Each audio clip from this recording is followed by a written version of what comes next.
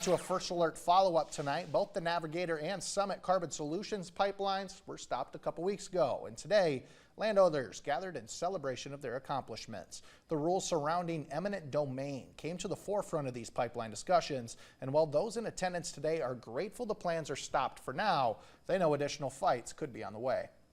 Right now, it is not a level playing field. It's basically, you have these billion-dollar companies coming in with unlimited amount of money against landowners.